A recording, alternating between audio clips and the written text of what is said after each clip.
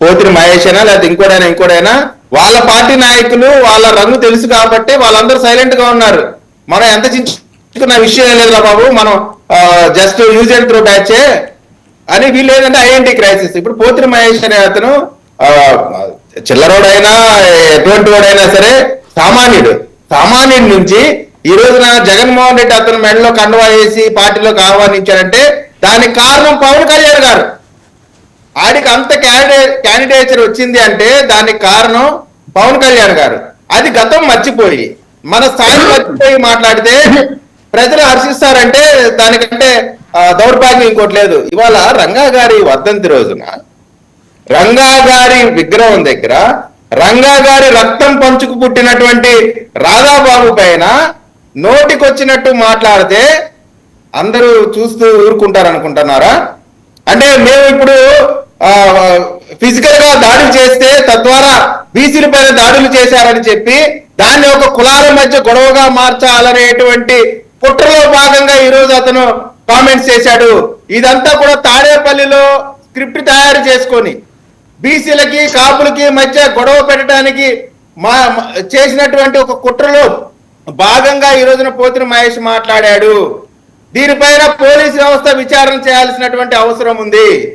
కాబట్టి పోతిరి మహేష్ చిన్నవాడైనప్పటికి కూడా అతని గురించి మాట్లాడిన అవసరం లేనప్పటికి కూడా మాట్లాడిన విధానం అంశం చూస్తుంటే దీంట్లో కుట్ర ఉందనేది స్పష్టంగా అర్థమైతా ఉంది. ఏమంటాడు? కాపు రిజర్వేషన్ గురించి మాట్లాడతారా? అరే బాబు, కాపులకి 5%, కేంద్ర ప్రభుత్వం 10%, అగ్రవర్ణాల్లో పేదవారికి 10% ఇస్తే దాంట్లో 5% కాపులకి ఇస్తే ఆ రిజర్వేషన్ ని ముందుకు సాగనివ్వకుండా చేసిన నాయకుడు మీ నాయకుడిని అడగడం చేతకాక మా పార్టీ మీద మీరు మాట్లాడుతున్నారు.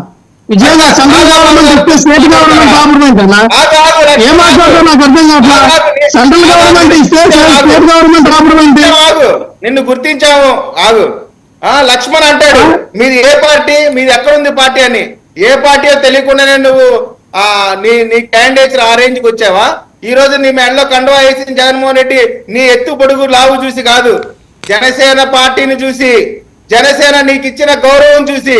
గతం మర్చిపోమాకండి, ఎక్కడి నుంచి వచ్చామన్నట్టు వాస్తవాన్ని గుర్తించుకోండి. కాబట్టి వీళ్ళందరూ కూడా ఏదో గొప్ప విషయాలు ఏదో చెప్తా ఉన్నారు. ఇవాళ పోతిరి మహేష్ అయినా లక్ష్మణ్ అయినా ఎవరైనా సరే ఏ నాయకుడి ద్వారా మనం వచ్చిన వాస్తవాన్ని వాళ్ళు గుర్తించుకోవాలి. లేకపోతే వాళ్ళు గేటుకు కూడా రానిరండి, గేటు దాటి లోపలికి వెళ్ళమనండి. ఇప్పుడైనా వెళ్ళమనండి, ఇప్పుడైనా సరే వాళ్ళని జగన్మోహన్ రెడ్డి గారి ఇంటి గేటు దాటి లోపలికి వెళ్ళమనండి. కాబట్టి ఇప్పుడు చెప్తా ఉన్నానండి, ఇప్పుడు నుంచైనా సరే అది మహేష్ అయినా లక్ష్మణ్ అయినా ఎవరైనా సరే, రాధాబాబు ఒక గంగిగోవు లాంటి వ్యక్తి.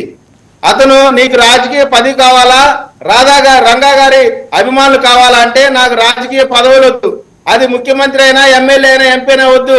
నాకు నా నాన్నగారి అభిమానులే నా కుటుంబ సభ్యులు.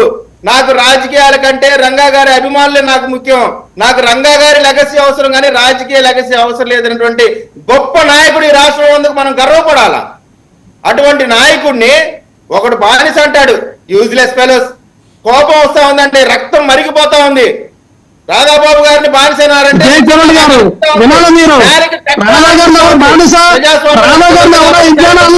అర్థం చేసుకోండి.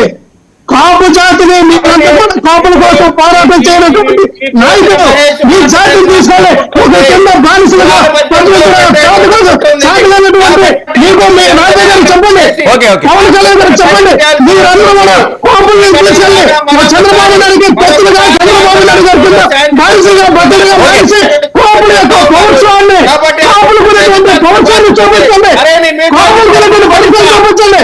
అంతేకాని ఒకరి కింద బతికే ఒకరి కింద బానిసగా బతికే రాజ్యాంగం రావు, ఒకరి కింద బానిసలుగా బతికే రాజ్యాంగం రావు.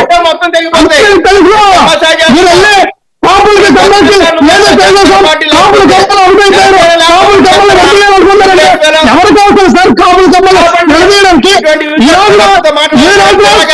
రోజున మీ కాపులకి ఏం చేసినా కాపుల పేరు చెప్పుకొని, కాపు జాతి పేరు చెప్పుకొని ఎమ్మెల్సీ తీసుకొని మీరు మినిస్టర్ పదవులు అనిపించుకొని తండ్రి పేరు తాను పేరు చెప్పుకొని మీరు పనులు అనుభవించాలంట.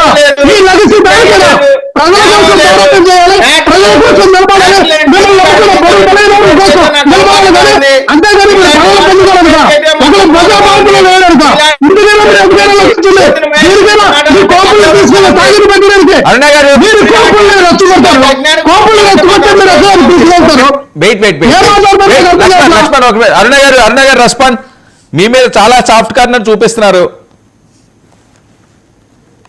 సాఫ్ట్ కార్నర్ లేదు ఏమీ లేదండి, గొడవలు పెట్టడానికి తప్ప వేరే ఆప్షన్ లేదు. వాళ్ళు పోతున్న మహేష్ గారు ఏ సిచ్యువేషన్ అయితే అక్కడ ప్లాన్ ఏదైతే ఎగ్జిక్యూట్ చేశారో ఇక్కడ లక్ష్మణ్ అన్న కూడా అదే ఎగ్జిక్యూట్ చేశారు.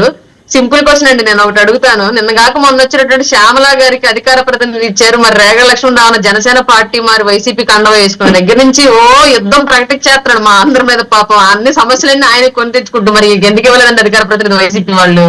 నన్ను క్వశ్చన్ చేసే ముందు ఫస్ట్ ఇంకేం జరుగుతుందని నేను చూసుకోవాలి కదా మొత్తం విషయం. రెండోది ఇందాక ఒక డౌట్ రేస్ చేశారు ఆయన, ఆస్తులు పోగొట్టుకొని ఎప్పటి నుంచో జనసేన పార్టీకి పనిచేశారు పోతున్న మహేష్ అని చెప్పేసి. నాకు ఇప్పటికీ అర్థం కాని విషయం, చాలా మంది నాయకుల విషయంలో ఇది క్లియర్ గా. పార్టీలోకి వచ్చేటప్పుడేమో అతి సామాన్యులుగా పార్టీలోకి వచ్చారు చాలా మంది. జనసేన పార్టీలోకి వచ్చేటప్పుడు వచ్చిన తర్వాత ఏమి బిజినెస్ చేయలేదు, పెద్ద ఉద్యోగాలు ఏమీ చేయలేదు, కానీ వాళ్ళ కార్లు ఆస్తులు సంపాదించారు. ఎలా వచ్చాయో నాకు కూడా తెలియదు. అదేదో ఆ మ్యాజిక్ ఆ టాక్టిక్ ఏంటో నాకు కూడా నేర్పించండి అని చెప్పేసి నేను అడుగుదాం అనుకుంటున్నాను. జనసేనలో ఉన్న వాళ్ళందరూ 100 కోట్లు ఉన్న వాళ్ళే కదండి, ఇందాకే స్టేట్మెంట్ ఇచ్చారు.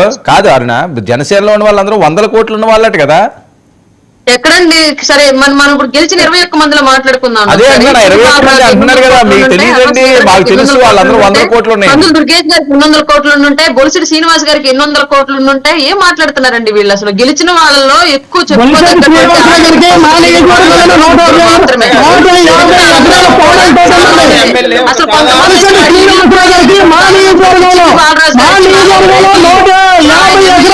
అసలు పవన్ కళ్యాణ్ గారు ఉండాలి కానీ కనీసం చెప్పలేదు. మీరు అడిగారు కదా ప్రశ్న, ఆవిడ ఎవరెవరికి ఏంటి అంటున్నారు, ఆస్తులన్నీ ఆవిడ చెప్తున్నారు. అరే వినాలి మాధవి గారు పట్టుకుంటే ఎక్కడ అవుతుంది లక్ష్మణ్? మీ ప్రాంతంలో ఉన్న మాధవి గారికి 150 ఎకరాలు ఉండొచ్చు, నాకు తెలుసు. అది ఆవిడకి ఒక్కరికే ఉండొచ్చు. బొలిశెట్టి శ్రీనివాసరావు అంటే బొలిశెట్టి శ్రీనివాసరావుకి బొబ్బుల్లో 150 ఎకరాల పామాయిల్ తోట ఉంది. ఆయన డబ్బులు పార్టీలో సంపాదించారు, ఆస్తులు ఉండకూడదా? ఎప్పుడు అరుణగారు ఏమన్నారు? రాజకీయ నాయకులందరూ అప్పుడు సామాన్యులకు వస్తారంటే రాజకీయాల్లోకి వచ్చిన తర్వాత కోట్లు సంపాదించమంటారంటే అటువంటి వేళ చెప్పండి ఎలా ఉంటుంది. ఎవరైనా వ్యాపారాలు చేసుకుంటారు, వాళ్ళ వ్యాపారాల్లో సంపాదించుకుంటారు. అది కూడా ఆవిడకి తెలియదు. క్లాస్ టాక్ మీరు మాట్లాడుతున్నప్పుడు తను మాట్లాడలేదు కదా. అన్నగారు రెస్పాండ్. నన్ను మాట్లాడమంటే నేను మాట్లాడతలేదు. అదే మాట్లాడండి లక్ష్మణ్, వెయిట్ ఇస్తాను, నేను అవకాశం ఇస్తాను. జనసేన పార్టీలో వీళ్ళు చెప్తున్నటువంటి 100 కోట్లు ఉన్న వాళ్ళు ఎంతమంది 21 మందిలో ఉన్నారో ఒకసారి రౌండ్ ఆఫ్ చేసి మీరు పేర్లు చెప్పండి, చాలా ఇంకేం అక్కర్లేదు. ఇల్లు కూడా సరిగ్గా లేనటువంటి వ్యక్తులు లక్ష్మణ్ వినాలి కదా, మీరు తర్వాత లిస్ట్ చెప్పండి, నేను ఇస్తున్నాను కదా అవకాశం. లక్ష్మణ్ ఎందుకు క్రాస్ టాక్ వల్ల ఉపయోగం లేదు, టైం వేస్ట్. ఆవిడ అడిగారు, మీరు రాసుకోండి. క్లియర్లీ పార్టీ కోసం నిలబడ్డ వాళ్ళకి టాప్ ప్రయారిటీ ఇచ్చి తర్వాత